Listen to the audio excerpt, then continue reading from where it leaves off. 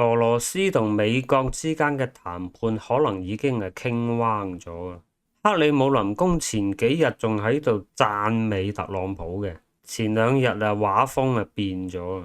拉夫羅夫公開表示，特朗普嘅美國優先就好似當年希特勒嘅德國至上嘅可怕回音。呢個睇得出正在進行嘅美俄談判就唔係咁順利啦。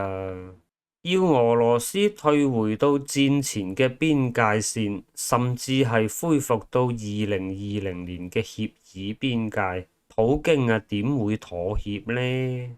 食咗落肚嗰塊肉，你依家要我嘔翻出嚟，仲要嘔埋上一餐嗰啲，冇可能嘅。而喺美國方面，特朗普表示美國要用武器交換烏克蘭嘅稀土資源，而澤連斯基亦都積極回應咗特朗普嘅呢個想法。澤連斯基話烏克蘭準備同合作夥伴一齊開採稀土金屬，既然盟友幫助保護我哋嘅土地，我哋又用佢哋嘅武器同埋人員震懾敵人，那麼共同開採烏克蘭嘅礦產資源係絕對公平嘅。烏克蘭歡迎美國人。嗱，呢啲咪聰明人咯？你唔係諗住烏克蘭係有能力還晒嗰啲軍事援助啊嘛？冇可能嘅事啦！嗰啲咁嘅軍事援助以100億美金計算嘅，烏克蘭窮到鬼咁，點還啊？你睇下英國啊，夠有錢啦啩？喺二戰同德國打嘅時候耗盡晒啲儲備，喺1941年引入咗美國嘅租借法案同埋援助。英國人去到2006年12月29號先至還清呢條數足足還咗61年。所以英國人真係有契約精神嘅，係得佢還晒啫嘛。咁烏克蘭想還幾多年啊？你嘅賺錢能力有冇英國嘅1/10啊？600年你都未一定還得晒啦。澤連斯基亦都好清楚呢一點啊，通過出賣資源、合作共贏嘅方式去償還呢啲貸款，係一個最現實嘅做法。而且你睇下歷史啊，基本上同美國佬合作嘅國家，個個都變晒有錢佬嘅。你睇下日本仔二戰之後仲窮過依家嘅烏克蘭又係一屁股債日本仔成日都俾美國佬掠奪噶啦，越掠奪就越有錢，幾快脆就發展到發達國家水平。今次美國佬話就話同你合作採礦啫，做落就好多嘢噶啦。美國佬嚟到烏克蘭就會連帶好多其他嘅周邊產業同埋消費，必然會大量嘅美金流入烏克蘭，直接帶動烏克蘭嘅經濟。到時你想窮都難再加上美國佬喺你屋企開礦場，俄羅斯根本就唔敢打入嚟啦。到嗰陣你入唔入北約都冇所謂咯。特朗普又係醒目仔嚟嘅，商人即係商人，佢真係唔同嗰啲奧巴馬、拜登嗰啲專做蝕本生意嘅。特朗普選舉前就話停止援助烏克蘭，依家咁睇其實就唔係話要停止援助，而係要喺烏克蘭身上攞到啲乜嘢利益嚟到充當償還貸款，而呢個時候亦係最佳嘅索取時機。我幫你冇所謂你唔好要我做蝕本生意先得噶。據福布斯喺2023年嘅估算，烏克蘭嘅礦產資源總價值高達15萬億美金。呢啲資源嘅70% 分布喺3個地區：頓涅茨克、第聶伯羅彼得羅夫斯克、盧甘斯克，俄佔區所以俄羅斯點解不惜代價都要霸佔住呢啲地方？依家普京嘅思維就係俄羅斯已經打到傾家蕩產噶啦，停戰梗噶啦，就係諗住盡量搶翻多啲資源，始終對國內都要有個交代噶。點都要有個台階落下噶嘛。咁但係去到呢一刻，而家打到咁嘅樣，呢個想法當然係妄想啦。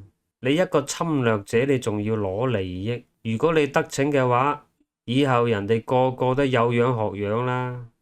呢個世界又會翻返去叢林法則噶啦。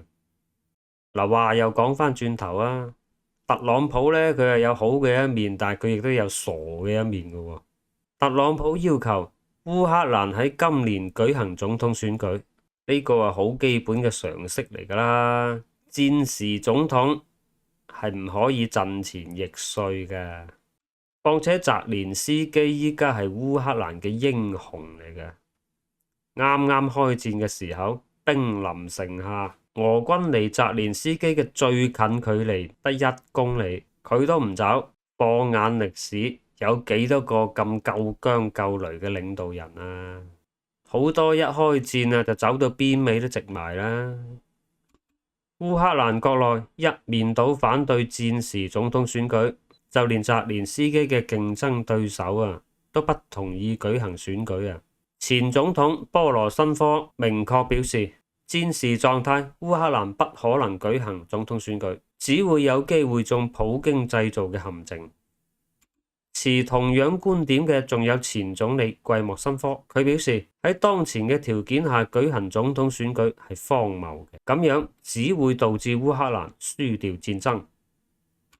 就連多次批評澤連斯基嘅基輔市長克里琴科，亦同樣堅決反對依家舉行選舉。佢認為喺戰爭期間舉行大選係好危險嘅，必須要等到戰爭結束之後。嗱，呢個亦係俄羅斯冇辦法戰勝烏克蘭嘅其中一個原因。面對侵略者，烏克蘭國內非常團結，個人利益全部擺埋一邊，一致對外。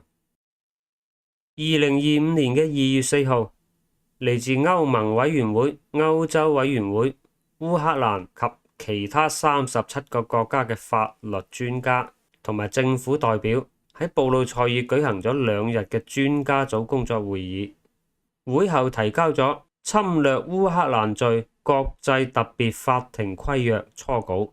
歐盟外交部長卡佳卡拉斯表示，當俄羅斯選擇咗違反聯合國憲章，用坦克闖入烏克蘭邊境嘅時候，俄羅斯就犯下咗最嚴重嘅罪行之一——侵略罪。現在為烏克蘭伸張正義嘅時間到咗啦。我哋為特別法庭奠定咗法律基礎，侵略者必須要通過特別法庭。呢個法庭目前正在設立之中。一場和談同埋特朗普係冇可能救到普京嘅。實力與野心不匹配，俄羅斯不單只會戰略失敗，仲會引發內部矛盾同埋外部衝突。呢一切已經開始喺俄羅斯身上逐漸顯現。咁啊，所以呢場嘅戰爭停戰就容易啊，想要結束又冇咁簡單嘅。停咗戰之後仲有排計數好多嘢秋後算賬。即管放長雙眼睇下普京點樣收尾。OK，多謝大家收睇，拜拜。